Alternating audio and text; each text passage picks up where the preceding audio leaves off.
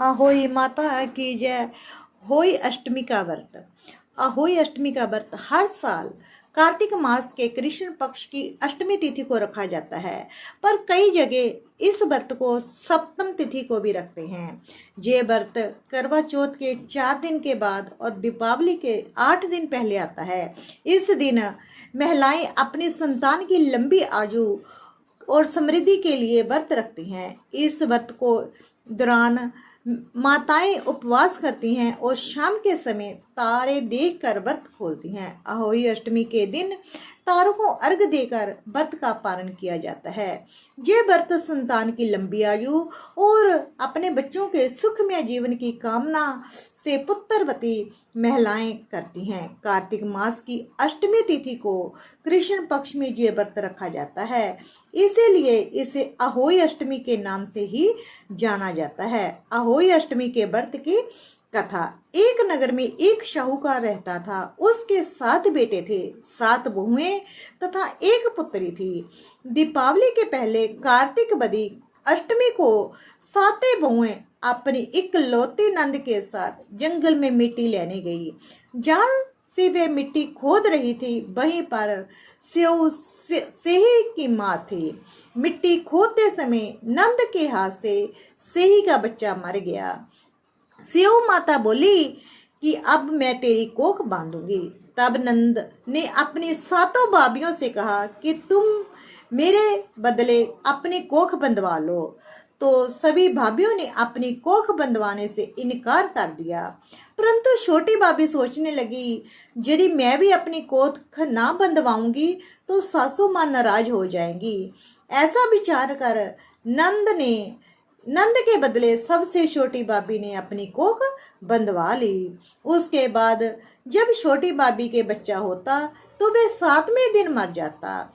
एक दिन साहूकार की स्त्री ने पंडित जी को बुलाकर पूछा, क्या बात है, मेरी इस बहू के 7वें दिन बच्चा क्यों मर जाता है? तब पंडित जी ने बहू जी से कहा, तुम काली गाय की पूजा किया करो। काली गाय सेव माता की बाइली है, ये तेरी कोख खोलेगी और तेरा बच्चा जीवित होगा। इसके बाद से वह बहू प्रांत काल उठकर चुपचाप काली गाय के नीचे सफाई कराती। एक दिन गौ माता बोली कि आजकल कौन मेरी इतनी सेवा कर रहा है, सो आज मैं देखूंगी।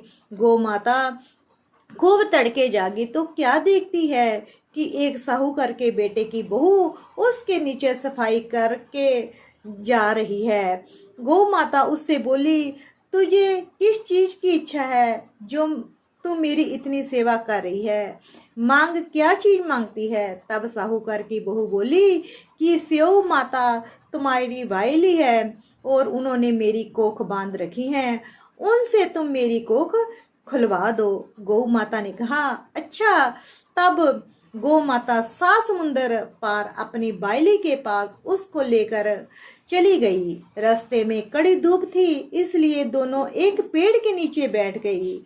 थोड़ी देर में एक सांप आया और उसी पेड़ पर गड़ने पंखी के बच्चे रहते थे, उनको मारने लगा। तब साहूकार की बहू ने जब ये देखा तो साहूकार की बहू ने सांप को मारकर डाल के नीचे दबा दिया और बच्चों को बचा लिया। थोड़ी देर बाद गरुड़ पंखनी आई तो वहां खून पड़ा देकर साहूकार की बहू को चोंच मारने लगी। तब साहूकार ने बहू बोली कि मैंने तेरे बच्चों को मारा नहीं है, बल्कि सांप तेरे बच्चों को डसने आया था। मैंने तो तेरे बच्चों की रक्षा की है। ये सुनकर गरुड़ पंखनी खुश होकर बोली कि मांग, तू क्या मांगती है? वह बोली, 7 समुंदर पार सेऊ माता रहती है, मुझे तू उनके पास पहुंचा दे। तब गरुड़ पंखी ने दोनों को अपनी पीठ पर बैठाकर सेऊ माता के पास पहुंचा दिया। सेऊ माता उन्हें देखकर बोली, आप बहन बहुत दिनों बाद आई है। फिर कहने लगी कि बहन, मेरे सिर में जुएं पड़ गई हैं। तब सूरी के कहने पर साहूकार की बहू ने सिलाई से उनकी जुएं निकाल दी। इस पर स्यो माता प्रसन्न होकर बोली, तेरे 7 बेटे और 7 बहुएं हो। साहूकार ने बोली, मेरा तो एक भी बेटा नहीं है, 7 कहाँ से होंगे। स्यो माता बोली, वचन दिया है, वचन से फिरूं तो धोबी के कुंड पर ककड़ी हूं। तब साहूकार की बहू बोली, माता मेरी कोख तो तुम्हारे पास बंद पड़ी है। ये सुनकर स्यो माता बोली, तूने तो मुझे ठग लिया, मैं तेरी कोख नहीं तो खोलती नहीं, परंतु अब खोलनी पड़ेगी। जा, तेरे घर में 7 बेटे और 7 बुएं मिलेगी, तू जाकर अजमन करना, 7 अहोई बनाकर 7 कढ़ाई करना। वह घर लौट कर आई तो देखा 7 बेटे और 7 बुएं बैठी हैं। वह खुश हो गई। उसने 7 अहोई बनाई, 7 अजमन किए, 7 कढ़ाई की। दिवाली के दिन जेठानियां आपस में कहने लगी, जल्दी जल्दी पूजा कर लो, कहीं छोटी बहू बच्चों को याद करके रोने ना लग जाए। थोड़ी देर में उन्होंने अपने बच्चों से कहा, अपनी चाची के घर जाकर देखो कि अभी तक वह रोई क्यों नहीं। बच्चों ने देखा और आपस में जाकर कहा कि चाची तो कुछ मांड रही है और खूब अजमान का हो रहा है। ये सुनते ही जेठानियां दौड़ी दौड़ी उसके घर गई और जाकर पूछने लगी, तुमने कोख कैसे छिड़वाई। तब वह बोली, तुमने तो कोख बंधवाई नहीं, मैंने बंधवा ली। स्यो माता ने कृपा करके मेरी कोख खोल दी।